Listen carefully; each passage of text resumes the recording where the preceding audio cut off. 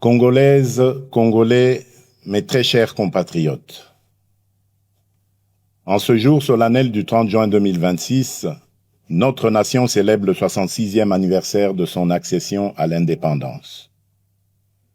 66 ans se sont écoulés depuis ce jour historique où le peuple congolais, après de longues années de domination coloniale, s'est levé dans sa dignité pour affirmer devant le monde son droit inaliénable à la liberté, à l'autodétermination et à la maîtrise de son destin. Le 30 juin n'est donc pas une simple date de notre calendrier républicain. Il est à la fois une mémoire, une promesse et une responsabilité. Il est la mémoire de celles et ceux qui, par leur courage et leur sacrifice, ont ouvert le chemin de notre liberté. Pour eux, l'unité, la dignité et la souveraineté du peuple congolais avaient plus de valeur que leur propre vie. Il est aussi la promesse faite à chaque génération de ne jamais renoncer à l'idéal d'un Congo libre, uni et souverain. Il est enfin une responsabilité, celle de protéger, d'approfondir et d'incarner chaque jour l'indépendance conquise par nos pères dans nos institutions, notre économie, notre diplomatie, notre défense nationale et notre engagement collectif au service de la République. En ce jour de communion nationale, je m'incline avec respect devant la mémoire de nos pères de l'indépendance, de nos héros nationaux, de nos martyrs et de tous les combattants de la liberté, connus ou anonymes, qui ont fait de ce pays une patrie libre. Je rends un hommage particulier à Joseph Kasavubu, à Patrice Emery Lumumba, ainsi qu'à tous les bâtisseurs de notre conscience nationale. Je rends également hommage à toutes les femmes et à tous les hommes qui, dans nos villages, nos villes, nos écoles, nos églises, nos administrations, nos mines, nos champs, nos marchés, nos entreprises et nos familles, continuent chaque jour par leur travail, leur courage et leur résilience de porter la République à bout de bras. Mes très chers compatriotes, cette année encore, notre fête nationale intervient dans un contexte grave. À l'est de notre pays, nos compatriotes continuent de subir les conséquences douloureuses de l'agression, de l'activisme des groupes armés, du terrorisme, des violences contre les civils, des déplacements forcés, des pillages, des prédations économiques et des violations répétées du droit international.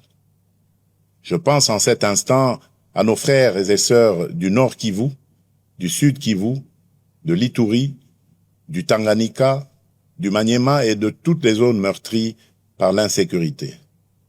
Je pense aux familles endeuillées, aux déplacés contraints de vivre loin de leurs terres, aux femmes victimes de violences, aux enfants privés d'école, aux paysans privés de leurs champs, aux commerçants privés de leurs activités et aux jeunes privés de perspectives par la guerre et la peur. À chacun d'entre eux, je veux redire, au nom de la nation tout entière, vous n'êtes pas oubliés. Votre douleur est celle de toute la République et votre sécurité demeure une priorité absolue de mon action. Je rends un hommage solennel à nos forces armées, à notre police nationale, à nos services de sécurité ainsi qu'aux résistants patriotes Wazalendo engagés dans le cadre légal de la défense de la patrie.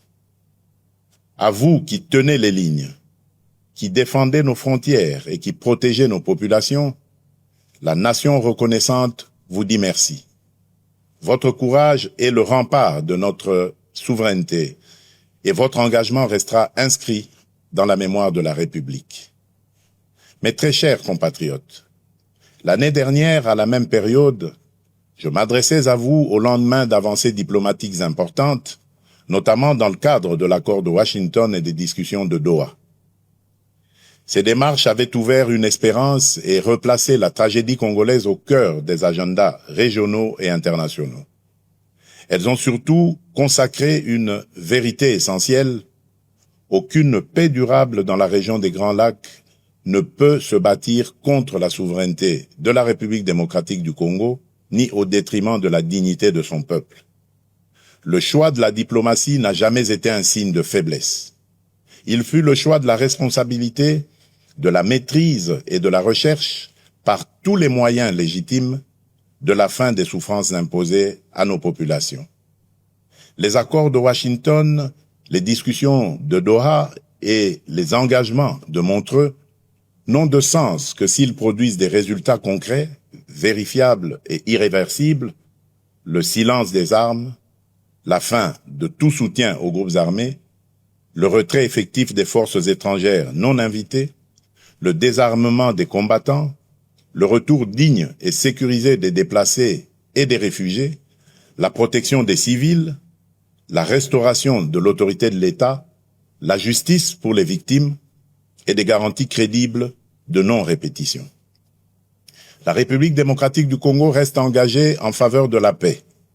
Elle respecte sa parole, honore ses engagements et demeure ouverte au dialogue lorsqu'il est sincère, équilibré et conforme aux intérêts fondamentaux de la nation.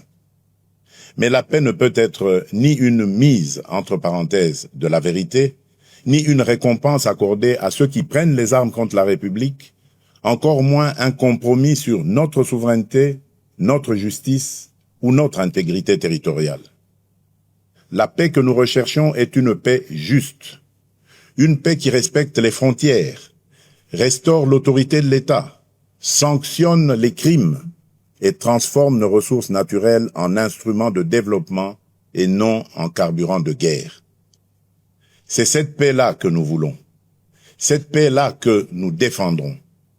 Je remercie nos partenaires qui accompagnent ces efforts, notamment les États-Unis d'Amérique, l'État du Qatar, l'Union africaine, l'Union européenne, les Nations unies, la SADC, l'EAC, la CIRGL, ainsi que tous les pays amis engagés en faveur de la paix dans notre région.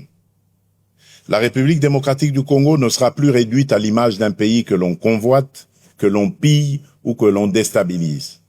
J'en ai fait le serment devant la nation.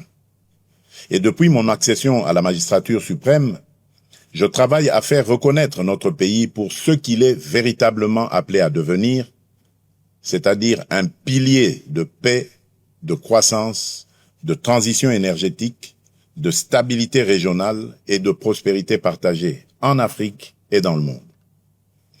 Le regard porté sur notre pays est d'ailleurs en train de changer.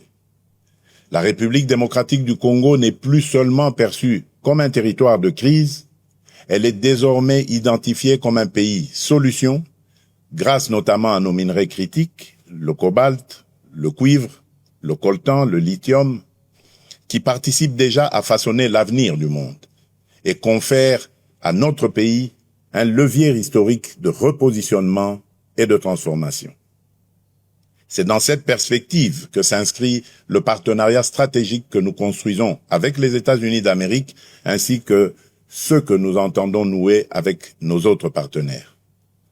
Tous doivent répondre à une exigence claire, servir les intérêts fondamentaux du peuple congolais, renforcer notre souveraineté, soutenir la paix, favoriser la transformation locale, sécuriser les chaînes de valeur et créer des emplois durables pour notre jeunesse.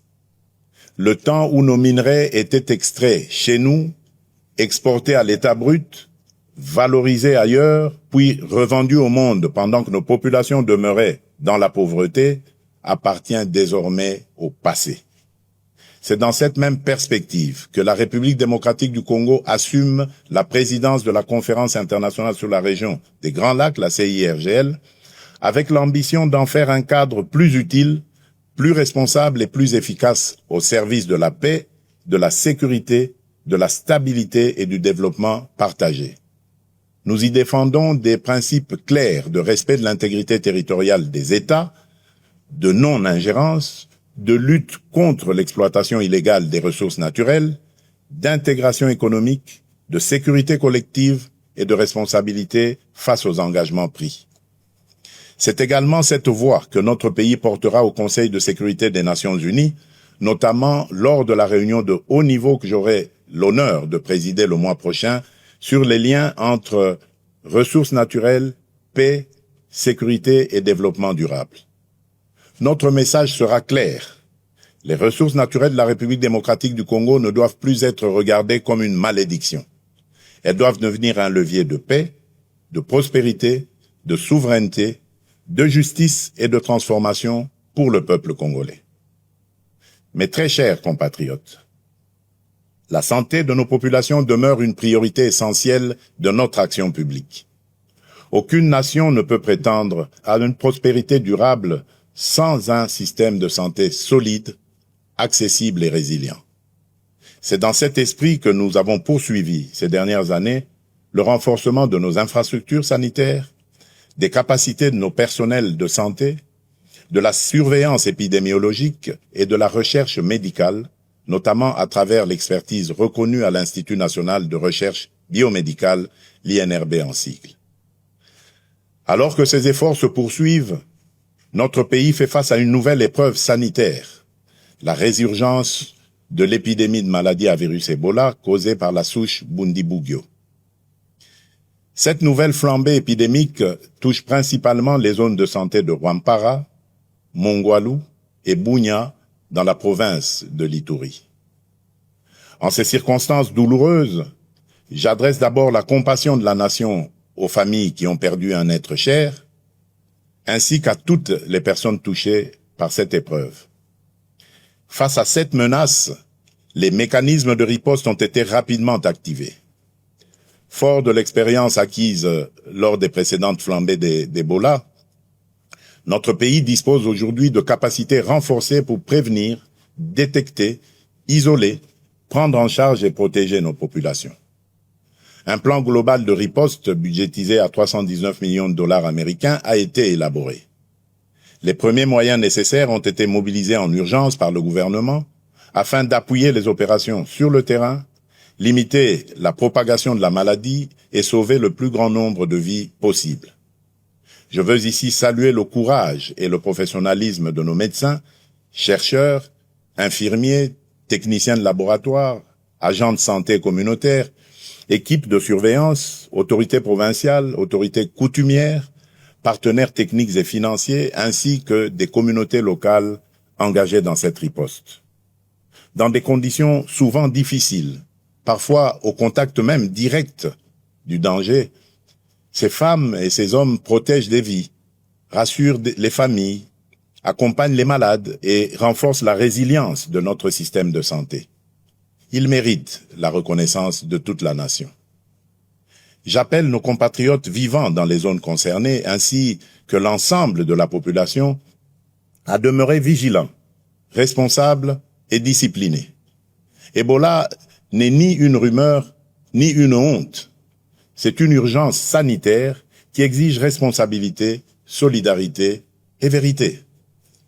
Je demande à chacune et à chacun de respecter les consignes des autorités sanitaires, d'observer les mesures d'hygiène, de signaler immédiatement tout cas suspect, d'éviter les pratiques à risque et de ne pas céder à la désinformation. Dans cette épreuve, notre force résidera dans la confiance, la discipline collective, la solidarité nationale et la capacité de l'État à agir rapidement, efficacement et au plus près des populations. Mes très chers compatriotes, en ce jour particulier, je voudrais m'adresser à toutes les Congolaises et à tous les Congolais au-delà des convictions, des sensibilités et des appartenances politiques. Notre pays traverse des débats politiques importants. Cela est normal dans une démocratie vivante. Le débat est légitime, le désaccord est naturel, la contradiction est utile lorsqu'il s'exprime dans le respect de la République, de ses institutions, de ses lois et de l'intérêt supérieur de la nation. Je veux cependant rappeler un principe essentiel: aucune ambition personnelle ou partisane ne vaut plus que la paix de tous. Aucune divergence politique ne doit être plus forte que l'unité de la République. Aucune stratégie de conquête ou de contestation du pouvoir ne doit fragiliser la souveraineté du peuple congolais. J'entends les discussions suscitées autour de la Constitution et des réformes institutionnelles. Dans une démocratie, aucune question d'intérêt national ne doit être confisquée ni interdite de réflexion. Mais dans le même temps, aucun débat touchant au pacte fondamental de la nation ne peut être conduit dans la précipitation, la manipulation ou l'obsession politicienne. La Constitution n'est ni un instrument de circonstance, ni un objet de convenance. Elle organise notre vie commune, garantit l'équilibre de nos institutions, consacre les droits du peuple et protège la stabilité de la République. En débattre exige donc sérénité, rigueur, transparence et sens élevé de l'intérêt général. Ma responsabilité comme chef de l'État et garant de la nation est de veiller à ce que les débats engageant l'avenir du pays se tiennent dans le respect de la Constitution, de l'État de droit, des institutions et de la souveraineté populaire. Elle est aussi d'écouter, d'apaiser, de clarifier et, lorsque cela s'impose, de rechercher les voies d'un consensus national responsable. S'agissant de la loi référendaire adoptée par les deux chambres du Parlement, je tiens à rappeler qu'elle relève du fonctionnement normal de nos institutions et du principe de séparation des pouvoirs. Dans une république démocratique, le Parlement débat, délibère et légifère. Le président de la République, garant du bon fonctionnement des institutions, exerce les prérogatives que lui confère la Constitution. Les juridictions compétentes, quant à elles, veillent au respect de l'ordre constitutionnel et de l'état de droit. C'est dans cet esprit de coopération interinstitutionnelle et de respect de l'état de droit que j'ai déféré cette loi à la Cour constitutionnelle aux fins d'examen de sa constitutionnalité avant sa promulgation éventuelle conformément à l'article 160 alinéa 3 de notre Constitution. Cette démarche procède d'une conviction républicaine profonde. Dans une démocratie, aucune décision, aussi importante soit-elle, ne saurait s'affranchir des règles, des procédures et des garanties que nous impose la loi fondamentale. La République ne ferme pas la porte à aucun de ses enfants d'ailleurs, dès lors qu'ils choisissent la voie de la paix, du dialogue, du respect des institutions et de la loyauté envers la nation. Mais le dialogue ne peut être détourné de son sens. Il ne saurait devenir un instrument de pression, de contournement des institutions ou de remise en cause de la volonté du peuple telle qu'elle s'exprime conformément à la Constitution et aux lois de la République. Le peuple congolais est le seul souverain. Nul ne peut parler durablement au nom de la nation contre la nation elle-même. Nul ne peut prétendre défendre la démocratie tout en refusant les principes qui la fondent, à savoir le débat libre, le respect des institutions, la séparation des pouvoirs, la souveraineté populaire et la responsabilité devant le peuple. À ce stade, je voudrais surtout insister sur un point avec la plus grande fermeté: le recours à la violence, aux armes, à la haine, à la désinformation ou à toute forme d'atteinte à notre souveraineté et à notre intégrité territoriale ne saurait constituer un mode d'expression politique. Il ne peut en aucun cas ouvrir un droit particulier à la négociation, ni placer ceux qui menacent la République au-dessus de ceux qui respectent ses lois. Nous pouvons débattre, diverger et nous opposer dans le cadre républicain. Mais nous n'avons pas le droit d'affaiblir la nation au moment où elle fait face à des menaces existentielles. Face aux défis qui pèsent sur notre pays, l'unité nationale n'est pas une option, elle est une exigence historique, elle est un impératif absolu. J'appelle donc les acteurs politiques, de la majorité comme de l'opposition, les responsables sociaux, religieux, économiques, médiatiques et associatifs, ainsi que l'ensemble de la société civile, à faire preuve de hauteur, de retenue et de responsabilité. Mes très chers compatriotes, au milieu des épreuves que traverse notre nation, cette année nous aura également offert un puissant motif de fierté collective. Nos léopards viennent d'écrire une page historique du football congolais.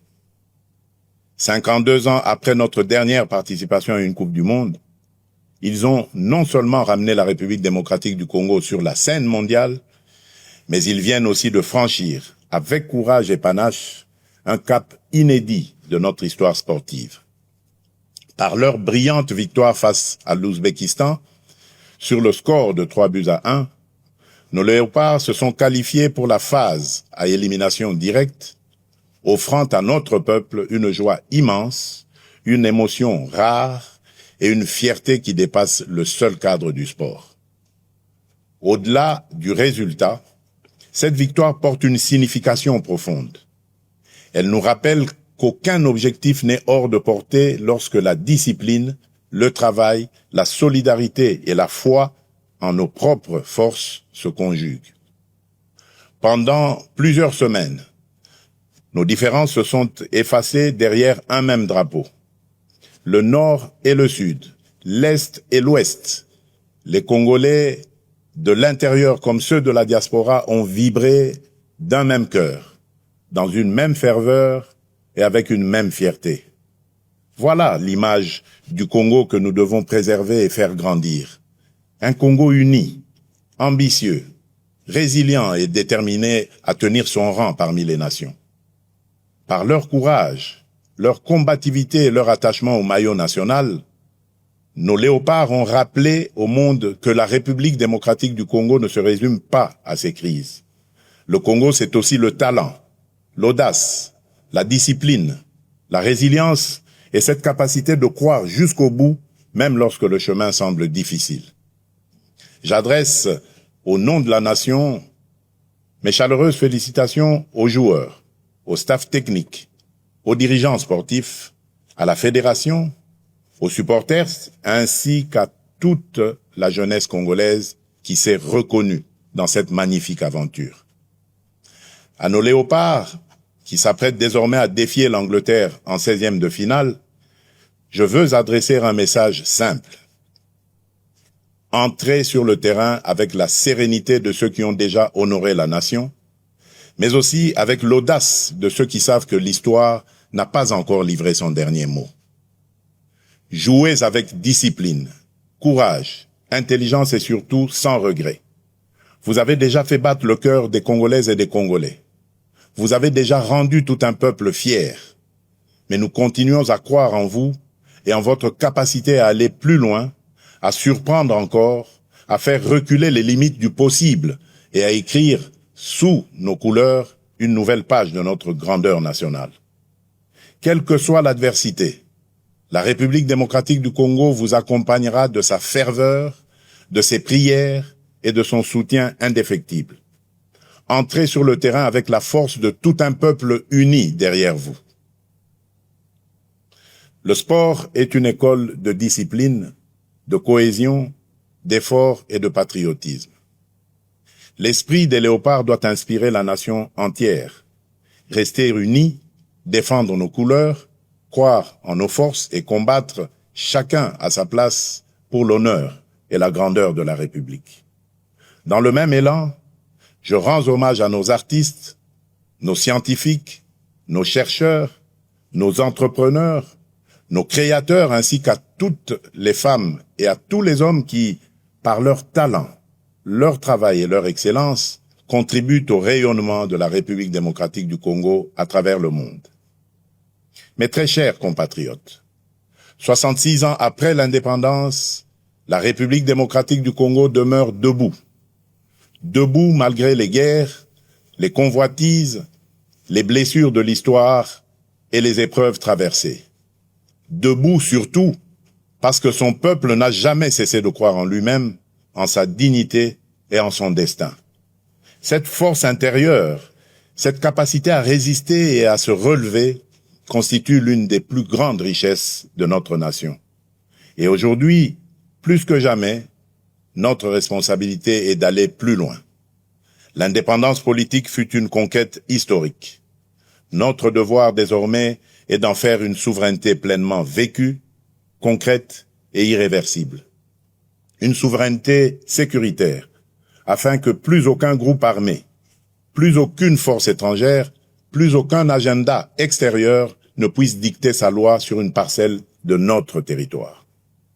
Une souveraineté économique, afin que les ressources de notre sol et de notre sous-sol servent d'abord le développement de notre pays, la transformation de notre économie, la création de valeurs locales, l'émergence de champions nationaux et le bien-être de notre peuple. Une souveraineté numérique, afin que l'identité de nos citoyens, les données de notre pays et les services publics de notre État soient protégés, modernisés et mis au service des Congolaises et des Congolais. Une souveraineté diplomatique enfin, afin que la République démocratique du Congo parle au monde avec respect, clarté, dignité et fermeté. Voilà le sens profond que je donne à cette célébration, faire du 30 juin non seulement un moment de mémoire, mais aussi un appel au sursaut national. Notre République est une maison commune. Chacun y a des droits, des devoirs, une dignité à protéger et une responsabilité à assumer. C'est pourquoi nous devons regarder au-delà des urgences du moment et préparer avec méthode et détermination le Congo de 2030, de 2040 et de 2050. Le Congo que nous voulons léguer à nos enfants est un Congo en paix, moderne, prospère et respecté, un Congo où chaque enfant accède à une éducation de qualité, où chaque famille bénéficie de soins dignes, où chaque jeune peut trouver sa place, exercer son talent et réaliser ses ambitions, un Congo où les richesses nationales se transforment en emplois, en infrastructures, en services publics et en mieux-être pour le peuple. Ce Congo ne se construira ni par la résignation, ni par la division, ni par l'attente passive. Il se construira par le travail, la discipline, l'unité, la probité et le sursaut patriotique. Chaque Congolaise et chaque Congolais a une part à prendre dans cette œuvre nationale. L'enseignant qui forme avec conscience, le soldat qui protège avec honneur, le policier qui sécurise sans abuser, le médecin qui soigne avec dévouement, le fonctionnaire qui sert avec probité, le magistrat qui rend justice avec indépendance, l'entrepreneur qui crée des emplois, le jeune qui innove, les parents qui éduquent dans les valeurs, le citoyen qui respecte la loi et protège le bien public, la diaspora qui investit, transmet et valorise le pays. Comme le rappelait Nelson Mandela, avec la liberté viennent les responsabilités. Notre indépendance nous a donné une nation à aimer. Elle nous confie aussi une république à servir, à protéger et à élever. Car le patriotisme n'est pas seulement un sentiment. Il est une conduite, une discipline, une manière de servir, de protéger, de respecter et d'élever la nation. En ce 30 juin, levons-nous avec confiance, courage et amour pour la patrie. Unis dans la vérité, fermes dans la souveraineté, responsables dans l'action, solidaires dans l'effort, confiants dans l'avenir. Bonne fête de l'indépendance à toutes et à tous. Que Dieu bénisse la République démocratique du Congo, son peuple et tous ceux qui l'ont choisi comme pays de résidence. Je vous remercie.